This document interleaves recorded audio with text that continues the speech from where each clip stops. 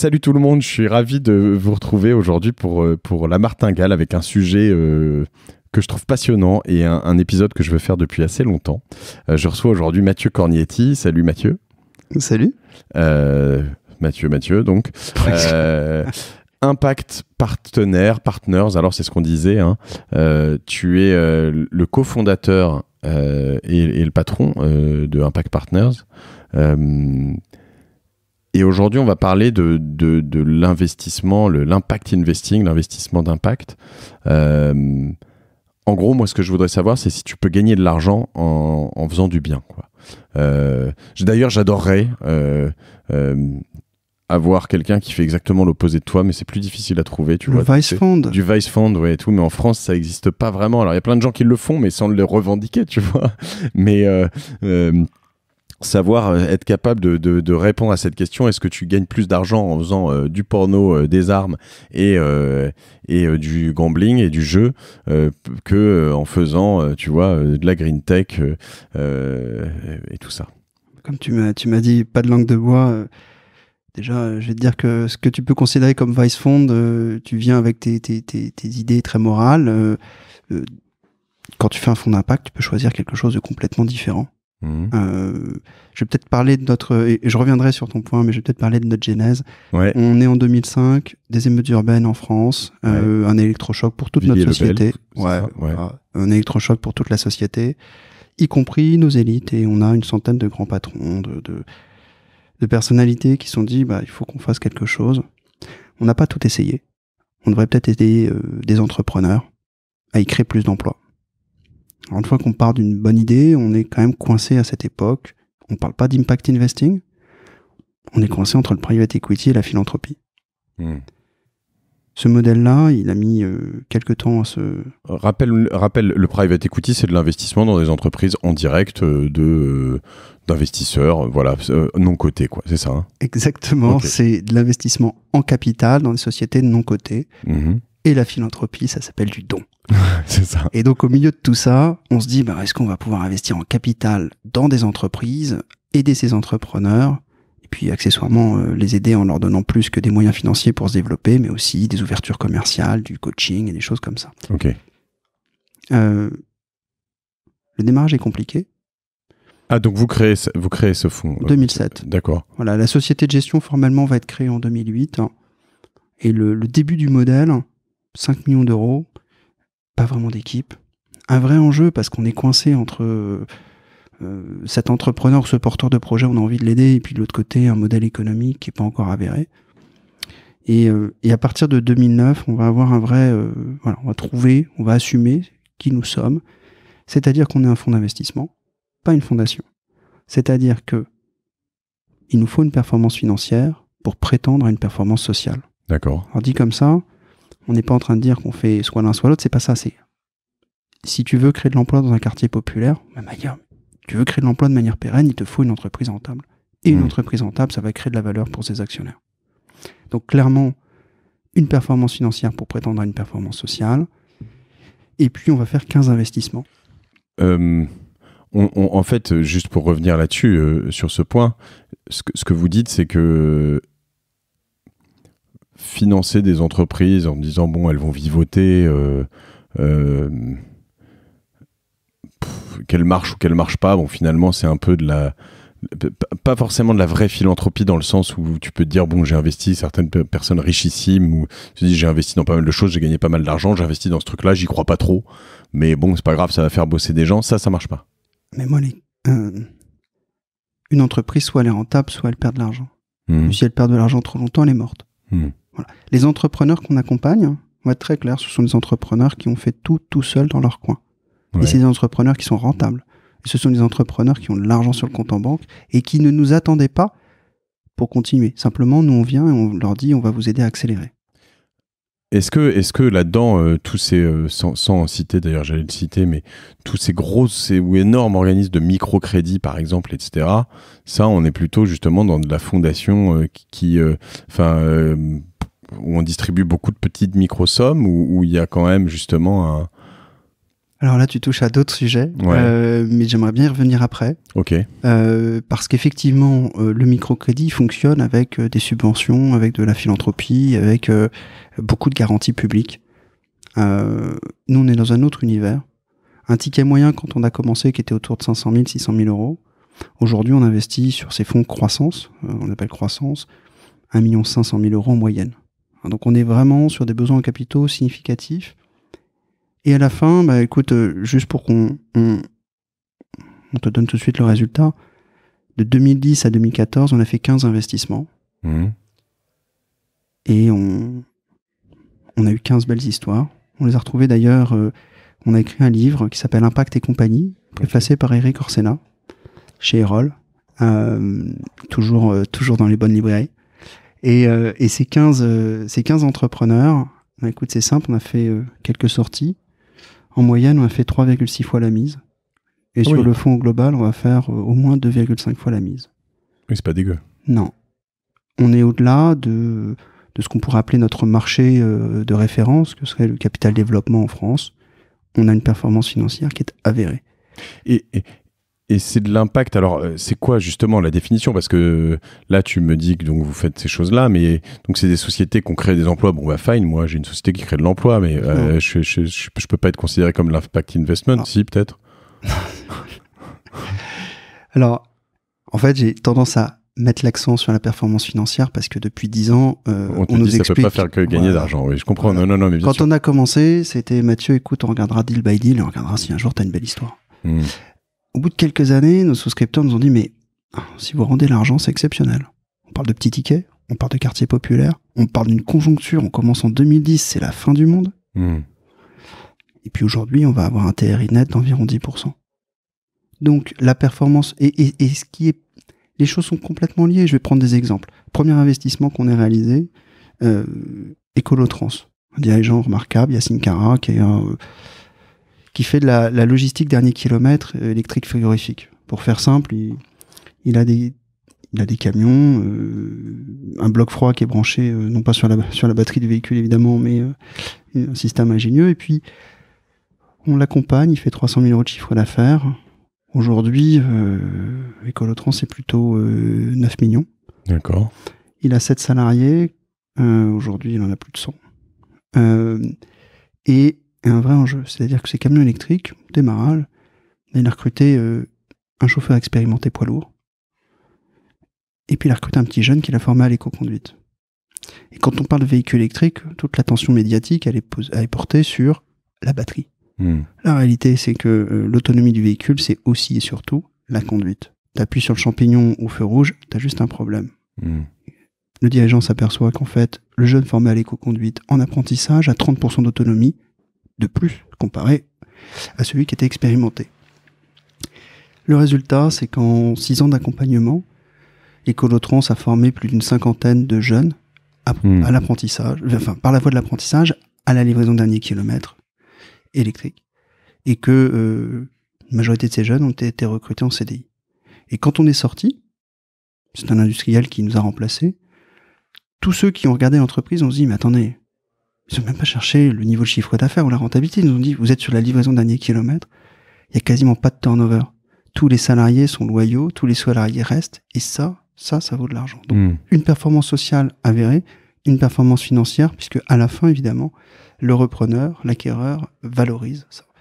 On investit dans Recycle Matelas Europe. Donc attends, pardon, le performance sociale, là-dessus, on est sur pas mal de... On coche pas mal de cases. Donc un jeune qui est... Là, t'es dans des quartiers, tu disais... Là, on a 50 jeunes. Même, je pense qu'aujourd'hui, on doit être à 80 jeunes qui sont sortis du système scolaire, qui ont été insérés professionnellement, avec un diplôme. Du véhicule électrique aussi, évidemment. Exactement, c'est-à-dire le passage du permis, la livraison des courses et en fait, à la clé, un CDI pour des jeunes qui étaient déscolarisés. D'accord. Et je parle que de l'enjeu social, on est né sur les sujets sociaux. Je ne parle même pas de l'enjeu environnemental lié à cette livraison dernier kilomètre électrique. Ok. T'allais parler d'un autre... dans le matelas. Même logique, exactement. Alors, ce qui est drôle, c'est que tous ces parcours et ces profils, on peut les retrouver justement dans ce livre. C'est que on va devenir expert de sujet assez surprenant. 5 millions de matelas chaque année mis à l'enfouissement. T'as les matelas que tu vois sur le trottoir.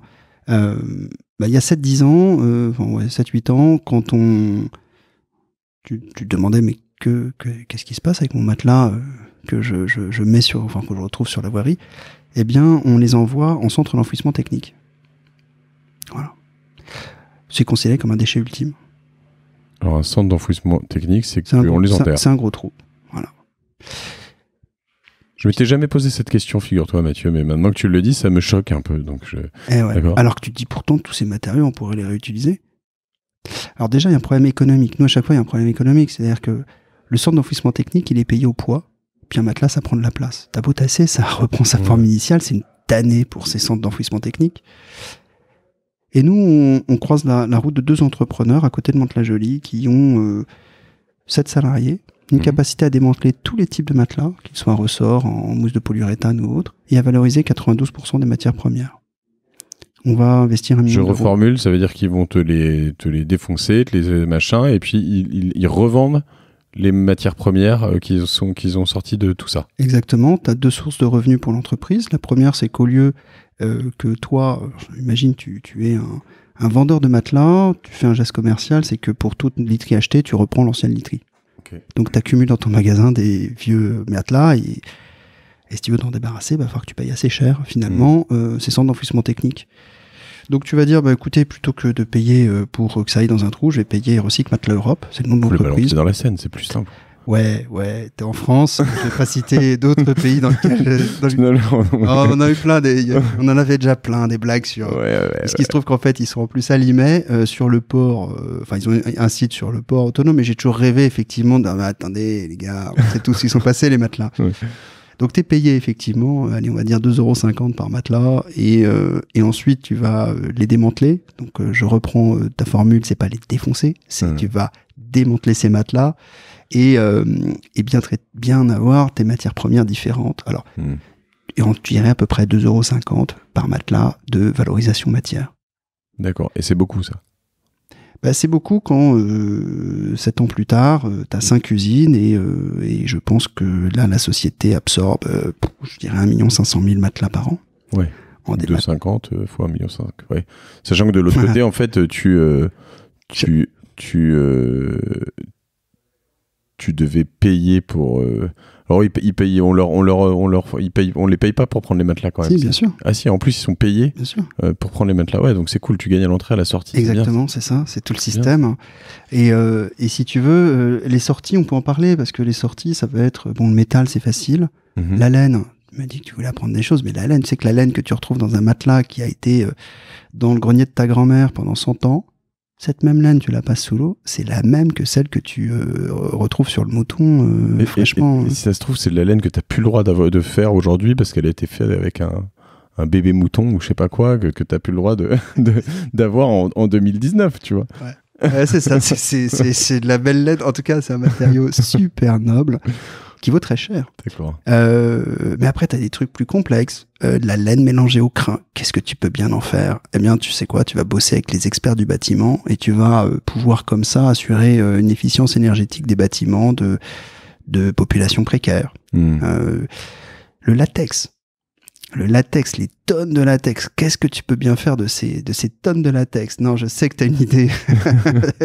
T'as une idée en tête, mais ces tonnes de latex, tu sais quoi? On va en faire des revêtements de sol pour les laiteries. D'accord. C'est exactement ça, quoi, je pense. Bien-être animal, évidemment, c'était la première des choses auxquelles on peut penser. Donc voilà, donc c'est une société. On a investi 1 million d'euros. On les a accompagnés pour qu'ils créent une centaine d'emplois en insertion. À chaque fois, en fait, on les a aidés à obtenir cet agrément entreprise d'insertion parce que prioritairement, leurs salariés sont des primo-arrivants, des gens qui sortent de prison et des gens, en tout cas, qui sont trop éloignés de l'emploi pour rentrer sur le marché du travail sans un accompagnement significatif et social. Voilà, donc ça, c'est, si tu veux, c'est des... et celle-ci, vous êtes sorti pas encore? Pas encore. D'accord. Pas encore, mais c'est une très belle histoire. On est sorti... là, je vais essayer qu'est-ce qu'on a fait? On a accompagné une société, un entrepreneur là encore remarquable, OxyLife, service à la personne pour des clients en situation de handicap. Ouais. Tu dis service à la personne, t'as des mastodontes. T'as des O2, t'as des O2. Voilà. En gros, et en plus, la difficulté du service à la personne, c'est que finalement, on tente à considérer le salarié comme une variable. On met des couches de contrôle, on met du logiciel, on suit les gens, enfin voilà, bon, et on écrabouille les salaires. Bon, c'est un modèle. Socialement, c'est pas ce qui est mieux, mais voilà. Ça fonctionne pas pour les personnes en situation de handicap. Prenons l'autisme. Situation assez complexe. Hein. Nous, notre rencontre avec OxyLife, c'est t'as des autistes, des enfants autistes confiés à la DAS du 93 qui ont besoin de soins du quotidien. Les éducateurs qui font, mais c'est compliqué. T'as des financements, t'as des gens prêts à payer, hein. Pas de sujet, mais t'as personne pour faire le travail. Parce qu'il faut un accompagnement psychologique renforcé pour ces intervenants. Parce que tu peux pas te permettre d'avoir un jour une intervenante, c'est assez féminin, et puis la semaine d'après quelqu'un d'autre. Parce qu'en fait, pour comprendre le besoin d'un enfant autiste, c'est à peu près 6 ou 7 heures. D'accord. Donc t'as pas de modèle là-dessus. Et là, on a cette société OxyLife où accompagnement renforcé des intervenants, une vraie spécialisation sur les maladies de Charcot, sur la sclérose en plaques, sur l'autisme, sur la grande dépendance. Et on est passé de 2 millions d'euros de chiffre d'affaires à maintenant une vingtaine de millions d'euros. Création de plus d'1 millier d'emplois. C'est fou parce que donc sur tous ces points-là, tu rentres et tu réussis à prouver qu'on peut faire de l'argent en faisant du bien. Alors qu'on peut aider des entrepreneurs, parce qu'on va être très très très humble, on peut aider des entrepreneurs à faire plus, à faire mieux, et on est en support et en soutien de ces entrepreneurs qui font ce travail-là au quotidien. Je parlais vraiment d'une perspective d'investisseur, quoi. C'est vrai que tu les aides, et voilà, mais il y a, j'imagine, une certaine fierté du coup de pouvoir accompagner ces projets-là et de te dire en fait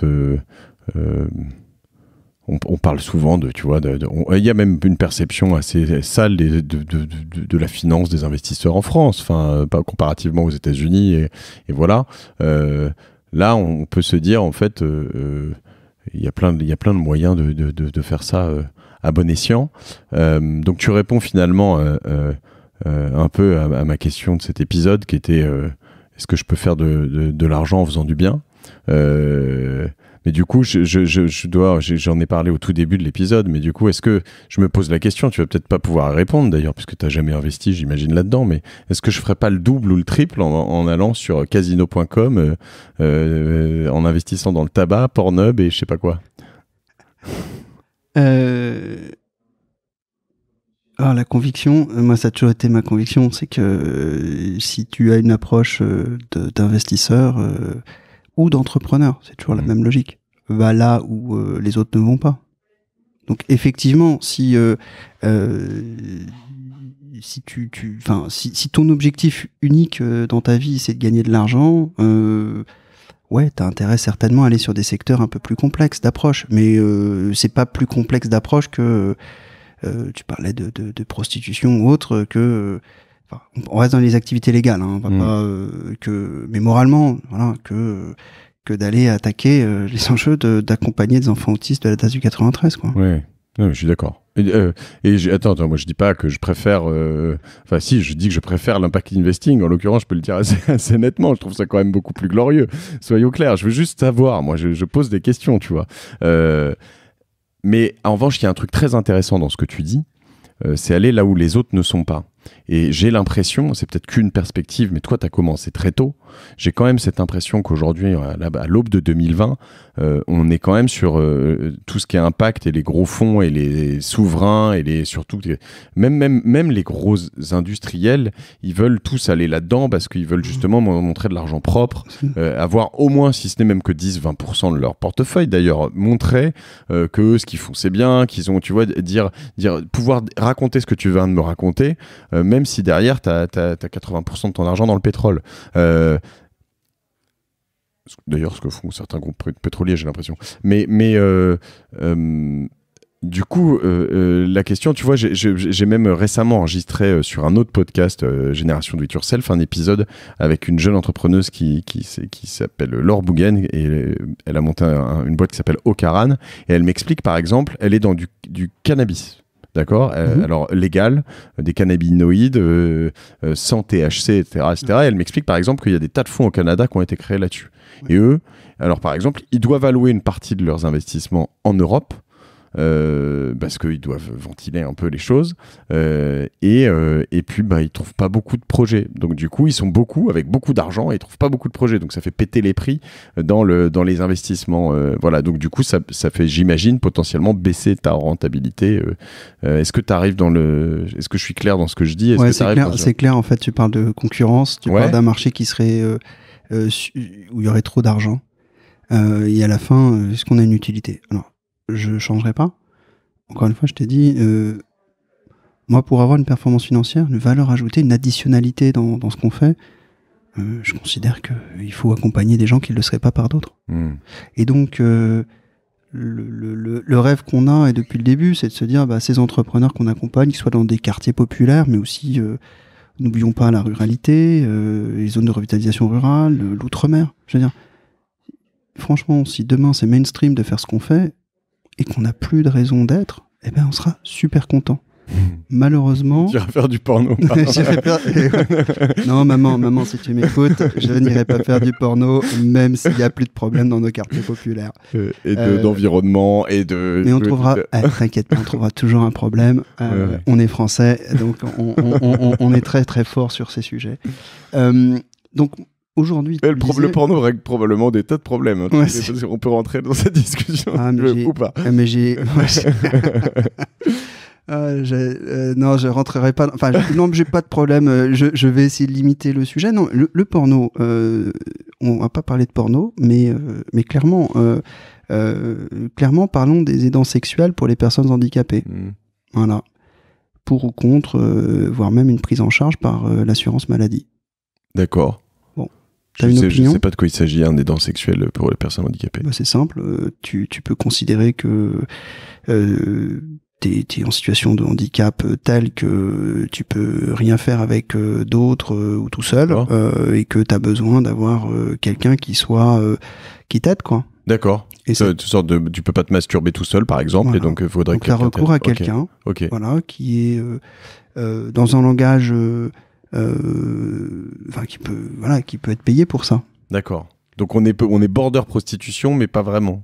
Ça peut être social. Ouais, d'accord. Je peux t'assurer que tu auras des personnes après qui le auront... matelas et le truc que tu refourgues en matelas et du latex que tu fais. Tu auras des discussions pour dimanche prochain à la maison. Ouais. Maman, je te jure, j'ai un truc. Qu'est-ce que tu penses Qu'est-ce que tu penses de... Voilà. Ouais. Et je peux t'assurer que tu auras des personnes très raisonnables qui te diront oui, c'est un métier, c'est peut-être même le plus beau métier du monde parce que tu... Le plus ancien. Non, je suis même pas... Au-delà, alors le sujet en fait, le sujet c'est peut-être même qu'il y a de l'argent et qu'il y a que ce serait une professionnalisation, mais simplement, je pense que toi, tu seras peut-être gêné, ou que, enfin, des auditeurs peuvent être gênés à l'idée de se dire c'est une sexualité un peu particulière, mais quand tu as quelqu'un en face de toi qui a une vraie souffrance, on sera tous, est-ce qu'on règle, juste pour reprendre ta blague sur le porno, est-ce qu'il y a des choses qui sont réglées uniquement par des médicaments, est-ce qu'il y a des choses qui peuvent être faites autrement? Bon. Et on est français et on a une vision des choses. Très bien, non mais c'est passionnant de voir un peu tout ça. Ça dérape, mais je voudrais juste revenir effectivement sur l'impact investing. C'est pas mainstream. Ce qui est mainstream, c'est l'utilisation du terme impact aujourd'hui, qui devient... il y a quelques temps, on parlait d'investissement socialement responsable. Et ce qui est assez remarquable, c'est de voir que tout le monde dans le private equity, je reprends ce terme, est responsable aujourd'hui. Ah oui, maintenant on te dit l'ISR. Alors tu regardes, tu dis de quoi tu parles, l'investissement socialement responsable. D'accord. Tout est socialement responsable. Tous responsables. D'accord. Nous, on a parlé d'investissement social. Et là aujourd'hui, les gens te disent, en fait, je suis social parce que je mesure mon impact, donc je fais de l'impact. On va aller un peu plus loin. C'est quand on a monté la commission impact chez France Invest, dont je suis le président, on avait une charte. Enfin, on a monté une charte qui est robuste, qui dit quand on investit, il y a une intentionnalité. J'investis pour faire une performance financière et un impact. Alors que si tu parles de responsable et de SG, tu dis juste j'investis pour gagner de l'argent et ensuite faire les choses du mieux possible. Le deuxième enjeu, c'est de dire j'accompagne l'entrepreneur pour l'aider à maximiser son impact. Pour être très simple, quand tu es un fonds coté, donc un fonds en bourse, que tu as 0,1% de Total ou 0,1% de Shell, si tu veux, tu peux expliquer que tu as économisé 3 tonnes de CO2 avec un calcul Excel, VBA, ce que tu veux, mais la réalité, c'est que tu n'as aucun pouvoir d'influence sur le management, sur les décisions, et qu'en plus, tu n'as rien financé du tout chez ces grands pétroliers. Et je respecte totalement le pétrole, j'ai pas d'enjeu là-dessus, mais tu as juste à faire une liquidité au titre, c'est tout ce que tu as amené financièrement. Et le troisième enjeu, c'est effectivement mesurer l'impact. Mais ce qu'on a maintenant aujourd'hui qui fait consensus sur notre marché de l'impact investing, c'est que s'il y a du carry, c'est-à-dire que s'il y a un outil d'alignement d'intérêts financiers pour les gérants, celui-ci, il est tout ou partie aligné sur l'impact. Alors le carry, donc ce que tu appelles le carried interest, c'est ça, hein, donc c'est généralement, vous par exemple, vous avez 110 millions, je crois, d'euros sous gestion, donc souvent on parle de 2%, je sais pas si c'est, mais tu vas m'expliquer chez vous, mais dans les fonds d'investissement, je crois que c'est à peu près ça, donc tous les ans, le fonds prend à peu près 2% non, c'est pas ça. Non, c'est pas 2%. Ça c'est les les frais de gestion. Pardon, le carried, merci, c'est ce que tu fais ce que tu ponctionnes sur la performance, c'est ça. En gros, ouais, en fait, je pense qu'il faut même remonter au Corsair.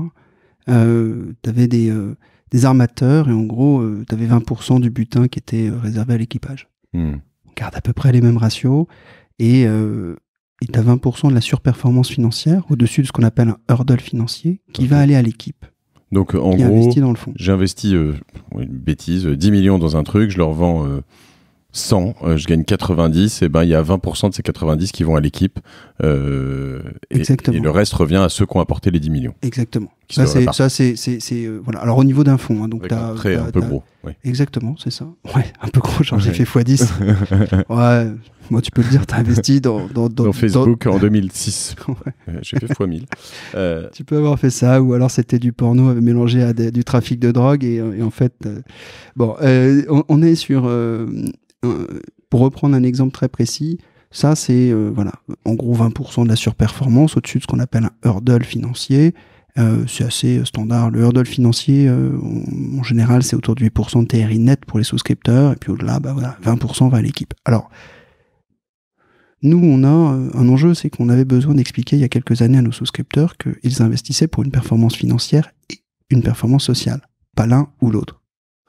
Comme je te l'ai dit, je pense que la performance sociale sans la performance financière, quand tu investis en capital, c'est pas possible. Tu vas pas créer des emplois ou accompagner les personnes handicapées ou réinsérer des gens si derrière t'as pas une entreprise rentable et in fine t'as pas une performance financière. Par contre, le risque, c'était de se dire, est-ce qu'on n'a pas une équipe, en tant que souscripteur, une équipe qui sera un jour drivée juste par l'intérêt financier et oubliera les enjeux sociaux et on aura des alignements d'intérêts. Donc je leur ai expliqué, Impact Partenaire a mis en place pour la première fois une innovation financière en disant, écoutez, on a le carry qui va être généré par la performance financière, mais il va être contraint par la performance sociale.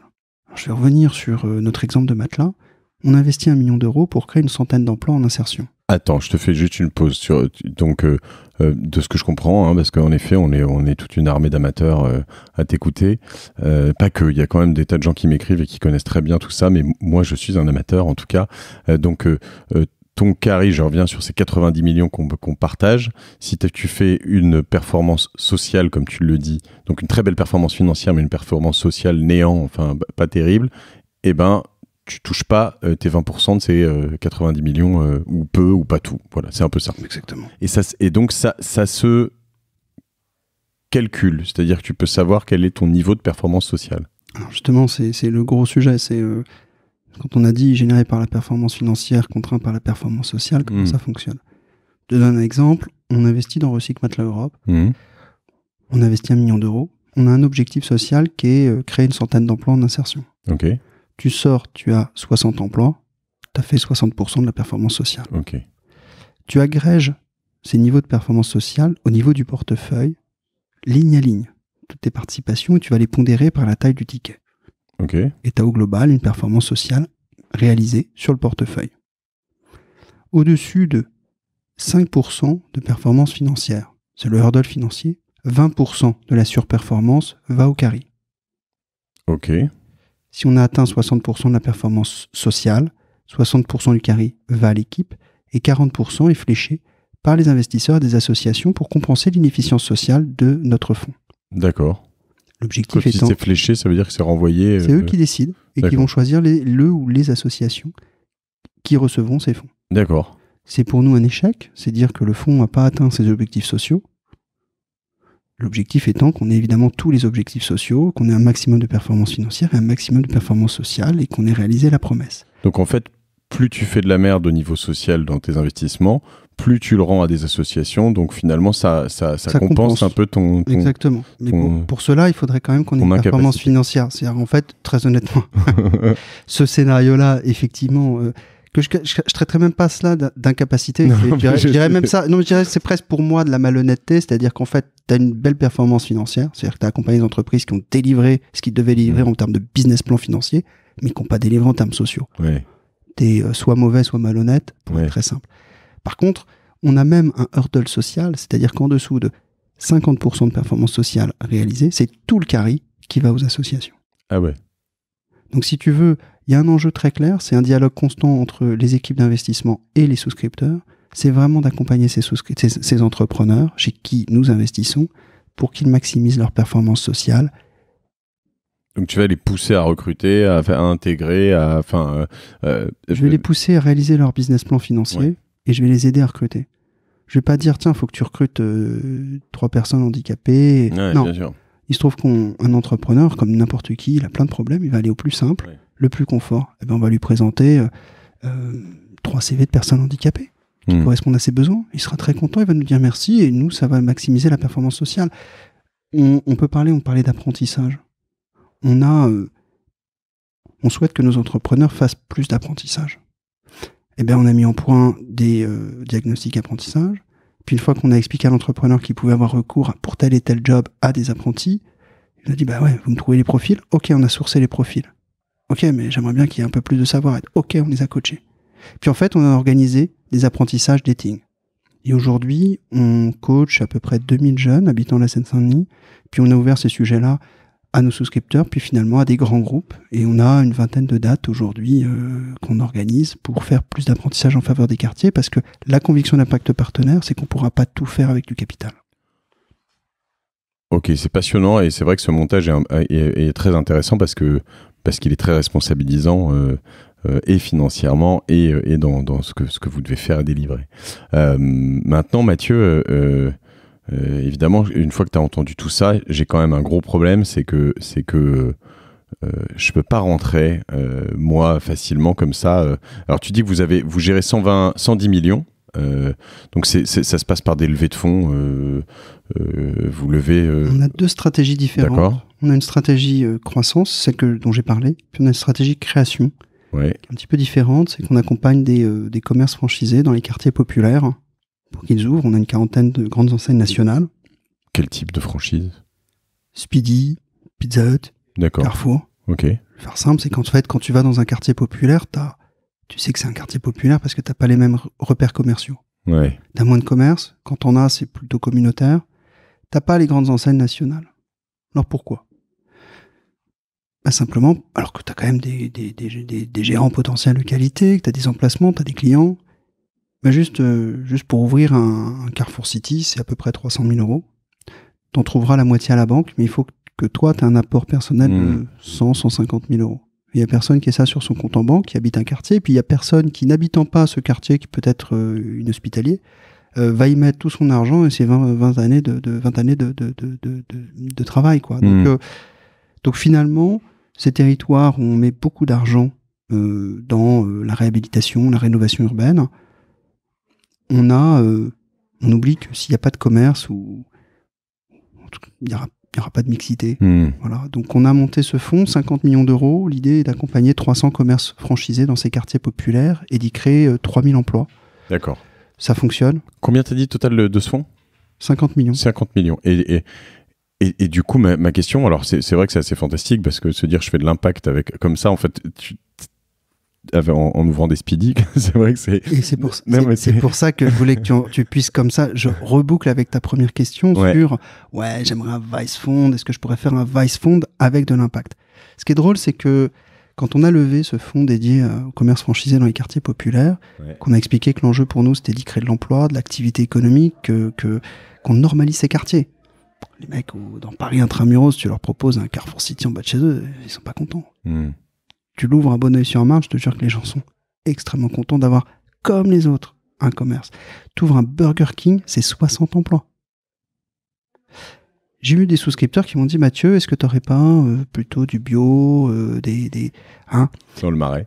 Ouais. Non, mais pour les quartiers, tu sais. Ouais. Est-ce que tu pourrais pas nous mettre un truc, une offre bio? Et elle n'existe pas, cette offre bio. Et moi, si j'ai un combat sur ce fond, et c'est ce qu'on a vendu aux souscripteurs, c'est de créer de l'emploi dans ces quartiers. Voilà. Le combat contre la malbouffe, c'est un autre sujet. Et donc, tu sais quoi, je pense que pour certains, ce fonds dédié aux quartiers populaires, on s'approche du Vice Fund. Putain, j'ai financé des Burger King. Mais tu as créé des emplois. C'était l'objectif qu'on s'est fixé. Et je suis persuadé que de l'autre côté, on pourra trouver aussi des fonds qui vont travailler, qui vont avoir un impact environnemental remarquable, mais qui socialement auront peut-être malheureusement des externalités négatives. Je comprends. Alors pour rentrer par exemple dans ce fonds de 50 millions, t'as, j'imagine, donc des tas d'acteurs, gros privés, institutionnels, des publics peut-être d'ailleurs. Énormément de public, ouais. Tu sais, je veux dire, sur les sujets des quartiers populaires, je parle pas des enjeux du handicap, mais quand on parle des quartiers populaires, on va parler de pauvreté. On va parler de sujets qui sont pas extrêmement sexy. Entreprises qui vont dépenser beaucoup d'argent pour une image employeur, une image de marque, et t'as pas forcément envie d'associer ton image à ces sujets, quoi. Voilà. On a beaucoup de mal en France avec la pauvreté. Résultat, c'est qu'on a beaucoup de soutien public, BPI France, Fonds européen d'investissement, la région, les caisses des dépôts. Soutien, mais investissement. C'est-à-dire que eux, en plus, tu leur rends de l'argent en plus, quoi. Donc, ouais. c'est pas de la bienfaisance. Enfin, c'est aussi, mais c'est pas que. Non, c'est de l'investissement. Et d'ailleurs, la terminologie, c'est des investissements market-oriented. Voilà. Clairement, ils se considèrent comme du privé, mais on n'existerait pas sans eux. Okay. Donc, si tu veux, je considère que c'est un soutien très, très, très, très fort. Le fonds dédié aux franchises, au commerce franchisé, c'est juste une idée complètement folle. Et pour être très simple, c'est Nicolas Dufour, qui est le DG de BPI France, qui nous a dit faut y aller, faut se lancer. Et ensuite, on est extrêmement heureux de pouvoir avoir le soutien de quelques privés, comme BNP Paribas, comme la Française des Jeux, qui nous ont dit ok, on vous fait confiance, on va y aller. Mais alors, mon trip avec la martingale, tu le sais, c'est de voir comment moi je peux investir mon argent dans tout ça. Alors, c'est quand même compliqué avec toi, parce que Impact Partners, je note au passage, t'as un beau nom de domaine, impact.fr, c'est pas mal. Le ticket il est de 100 000 euros, je crois, c'est ça, minimum. Ouais. Donc, faut que j'arrive avec 100 000 euros. Tu me les prends pas directement d'un coup, hein, c'est une promesse, on va dire, sur un certain nombre d'années. C'est ça, c'est ce qu'on appelle un bulletin de souscription. D'accord. Tu t'engages à verser 100 000 euros sur 10 ans quand on en a besoin, c'est-à-dire quand on a un entrepreneur qui a besoin d'argent et qu'on fait un investissement, mais à ce moment-là, je t'appelle l'argent au fur et à mesure. Puis, au bout de 5 ans, 6 ans, 7 ans, on est quand même du capital patient, on renvoie l'argent quand on sort. Ça veut dire qu'en fait, si tu t'es engagé sur 100 000 euros, statistiquement, dans un fonds de private equity, tu vas être réellement exposé en année 6 à 85 000 euros max, quoi. Voilà. Puisqu'en fait, tu vas commencer à avoir des retours avant de renvoyer tout l'argent. Donc, faut avoir un peu d'argent, évidemment. Hein, c'est pas du. C'est pas un peu, c'est que t'es considéré comme un investisseur professionnel. Donc, t'as un niveau de patrimoine qui est significatif. T'as une expérience, une compréhension de tous ces systèmes, et ce n'est pas des produits financiers pour le grand public, très clairement. Oui. Je comprends maintenant, pour certaines personnes qui ont des bons salaires, des gros salaires, des entrepreneurs qui ont fait des exits, même à 1 million d'euros. Là, t'es dans ce que l'autorité des marchés financiers va qualifier d'investisseur professionnel. D'accord. Et donc, mais ce que je veux dire, c'est que tu peux te dire, même si, je sais pas, quelqu'un qui va avoir un foyer fiscal qui gagne beaucoup, hein, mais je sais pas, 200 000 euros par an, tu peux te dire, bon, je mets... j'ai 20 000 euros de côté en année 1, je peux me dire que de toute façon, je peux mettre 10 ou 20 000 euros par an en plus dans ce fonds, donc c'est possible. Ce que je veux dire, c'est que... Non. Ça ce serait irresponsable de le faire, c'est-à-dire prendre un engagement... Enfin, on est sur de l'investissement risqué. On est sur un laps de temps qui est très long, 10 ans en moyenne de durée de vie. Voilà, ça peut mettre 12 ans. Avant de récupérer ton argent. En fait, ce qui se passe avec les particuliers qui mettraient une quote-part de leurs revenus, on est plutôt sur des investissements avec une déduction IR, c'est-à-dire qu'on appelle tout de suite l'argent et tu prends pas d'engagement par la suite. Ce qu'il faut imaginer, c'est que si, pour une raison ou une autre, tu as souscrit 100 000 euros, j'ai appelé 90 000 euros, et puis j'appelle tout à coup 3,30 euros et que tu n'es pas capable de les envoyer, tu perds tout. Ça devient compliqué, si tu veux. Donc le private equity, en général, est réservé à des gens qui vont pas forcément raisonner sur leurs revenus, mais qui vont plutôt raisonner sur leur patrimoine. Ouais, d'accord. Et donc, en gros, tu as 10 millions d'euros avec ton bien immobilier, tu as 1 million d'euros qui traînent sur un compte, tu sais pas quoi en faire, et tu te dis, bon, là-dessus, de toutes les façons, je peux me permettre de pas récupérer cet argent pour 10 ans et je peux mettre 100 000 euros, oui. Là, on peut discuter. Et puis, souvent, dans ce type de population, tu as une banque privée qui va proposer du private equity. Et ce qu'on voit aujourd'hui, c'est que tout le monde, tout le monde dans notre société a envie de donner plus de sens à son argent. Et que tout le monde aujourd'hui est intéressé par aider des entrepreneurs qui changent le monde. Donc c'est pas si simple, sauf si vraiment je suis long en cash, comme disent les financiers, pour rentrer chez Impact. Est-ce qu'il y a des tampons, des choses qui font que je peux me dire, tu vois, alors on avait parlé un peu d'Impact rapidement, on l'avait touché du doigt, mais dans un épisode avec Georges Viglietti sur de So We Found, et eux font du financement participatif. C'est pas vraiment pareil, mais avec de l'impact.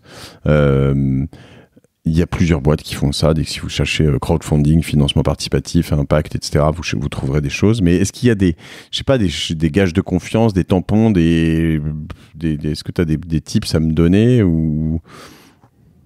Il y a effectivement, tu l'as cité, tu as des plateformes de crowdfunding, tu as des plateformes de... tu as après l'épargne salariale solidaire, tu as la capacité pour le salarié à mettre de l'argent, tu as des labels type Finansol qui vont labelliser ces fonds. T'as un écosystème qui est assez qui est adapté, y compris réglementairement, à un public, enfin un grand public. Après, en termes d'impact, c'est pas tout à fait la même chose parce que finalement, pourquoi c'est adapté au grand public ? Parce qu'en fait, c'est plus liquide. Donc, t'as des fonds dits 90-10 qui en fait ont des poches de 5 à 10% en solidaire et le reste est du socialement responsable investi en bourse. Donc, en fait, tu te retrouves avec un produit qui est pas uniquement dédié à financer des entrepreneurs sociaux. D'accord. Si je résume, alors je vais essayer de le faire comme ça. Tu as deux choses importantes dans l'investissement d'impact, c'est savoir quel impact, quoi. Et tu peux avoir un impact, comme tu le disais, qui est écologique, qui est potentiellement de création d'emplois, de recyclage, pas mal de choses. Donc ça, tu dois formaliser un peu, savoir quel impact tu t'intéresses. C'est à la base, tu as parlé d'éthique, l'honnêteté, la transparence à l'égard du souscripteur, bien sûr. Donc si tu as des impacts, ceux-ci doivent être mesurables. Et puis ce que je te disais, c'est qu'aujourd'hui, pour être qualifié de fonds à impact par Bpifrance ou le Fonds européen d'investissement par exemple, il te faut aligner aussi les outils de CARI s'ils existent avec l'impact.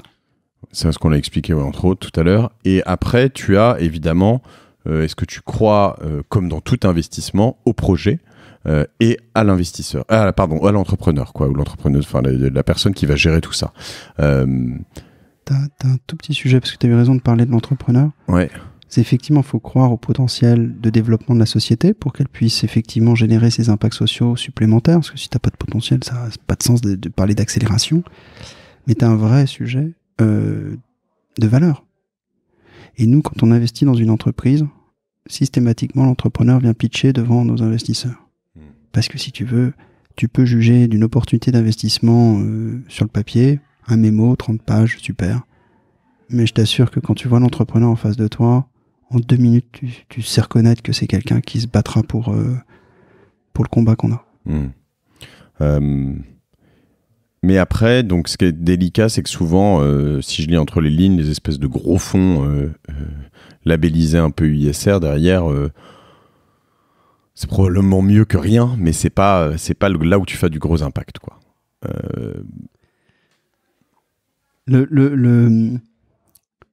Si tu peux me permettre, le problème de l'impact est né parce que beaucoup se sont dit il faut que je donne plus de sens à mon argent.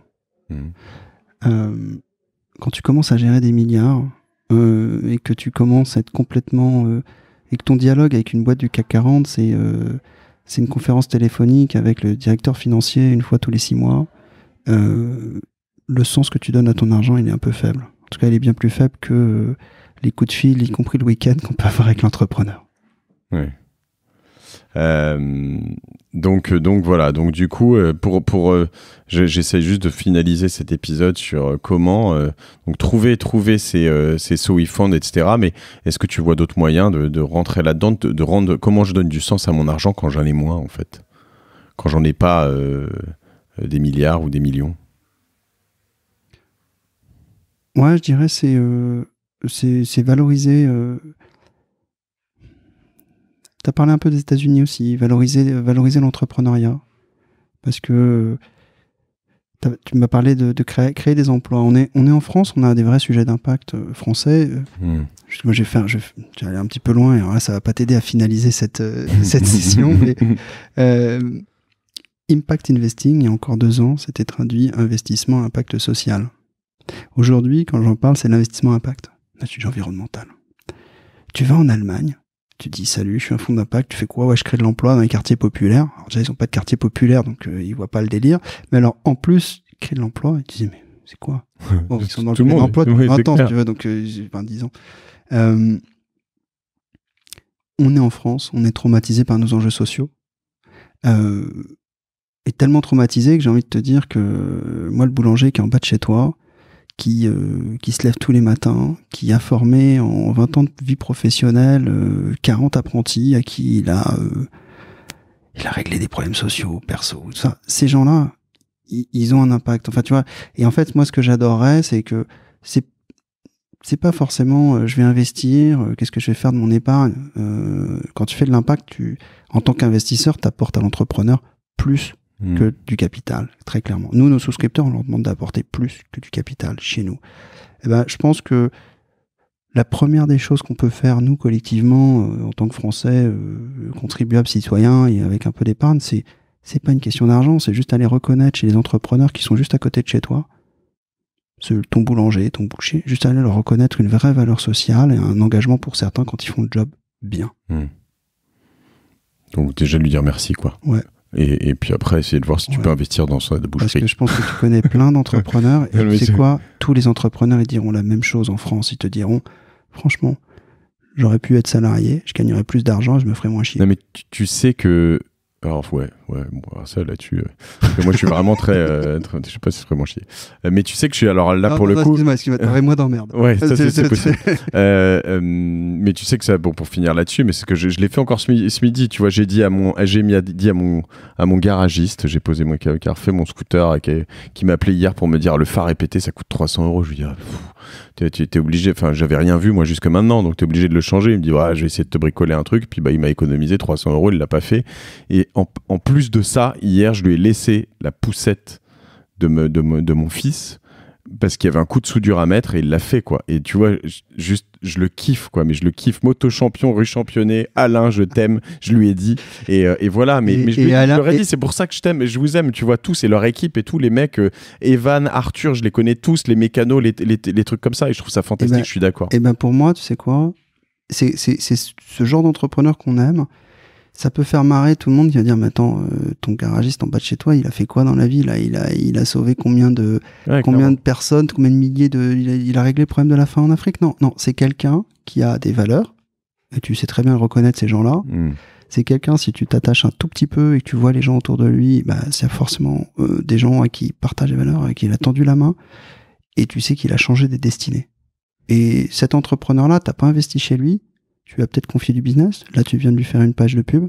C'est super. C'est ça qu'on peut faire. C'est aller reconnaître de l'impact chez les entrepreneurs. La vertu, qui le savent même pas eux-mêmes. Je vais faire une page de pub, mais pour ce livre qui s'appelle Impact et compagnie, moi, nos entrepreneurs qu'on accompagnait, c'est des entrepreneurs qui sont extraordinaires, mais ils ont une vision d'eux-mêmes qui était juste, je fais des choses normales. Ils n'avaient jamais parlé d'eux. Genre, ce livre, c'est 15 parcours d'entrepreneurs. Je précise d'ailleurs que les droits d'auteur sont tous reversés à des associations qui œuvrent pour l'enseignement de la musique classique dans les écoles et quartiers populaires. Ok. Ouais, c'est topissime ce que fait Divertimento, Demos, Passeur d'art. C'est topissime pour les jeunes, les enfants. On est en école élémentaire. C'est important pour les profs. Et puis c'est important, et ça c'est absolument magique pour les parents. Pour les parents de voir que leurs enfants ont accès à des choses qui étaient réservées aux plus riches jusqu'alors. Écoute, on n'aura pas complètement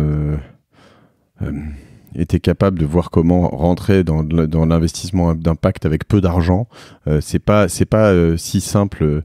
Je pense qu'en effet, faut regarder du côté de ces plateformes de type SoIFund et voilà, probablement aussi pour ceux qui sont accompagnés, il y a probablement, je dirais pas tous, mais certains conseillers en gestion de patrimoine et tous les gens qui nous accompagnent, notamment sur notre sponsor ici, qui ont, je vais les citer de toute façon, OTA Capital et des gens comme ça, qui ont probablement des solutions en se groupant probablement. Donc voilà.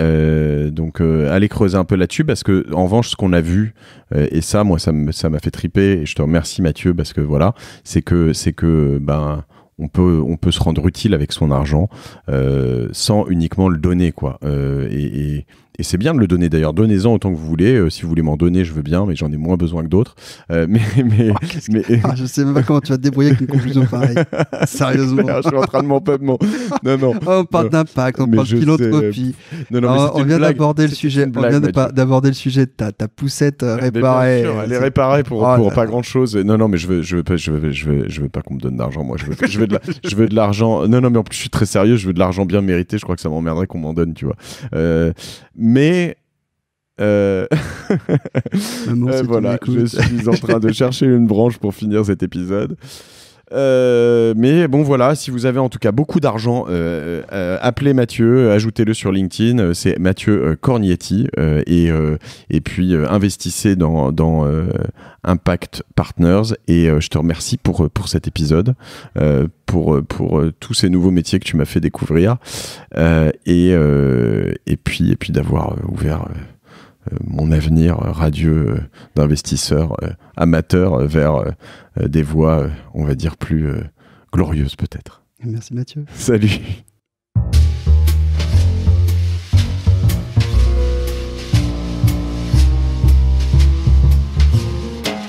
Merci d'avoir écouté La Martingale. Si ce podcast vous a plu, n'oubliez pas de le partager autour de vous et de vous abonner à la newsletter sur lamartingale.io. Si vous trouvez 2 minutes, merci également de lui donner 5 étoiles sur iTunes si vous êtes sur un environnement Apple. C'est important pour faire émerger ce podcast dans les classements. Nous revenons dans 15 jours avec un nouvel épisode. Je tiens à remercier particulièrement OTA Capital, sans qui ce podcast n'aurait pas été possible. N'hésitez pas à faire un premier rendez-vous avec OTA Capital et à me dire ce que vous en avez pensé. Vous pourrez les contacter directement sur leur site internet ou sur le mail lamartingale@ota-capital.com. Ce podcast est produit par Cosa Vostra. Je remercie toutes les équipes de production, en particulier Camille, Fatma et Dalanda.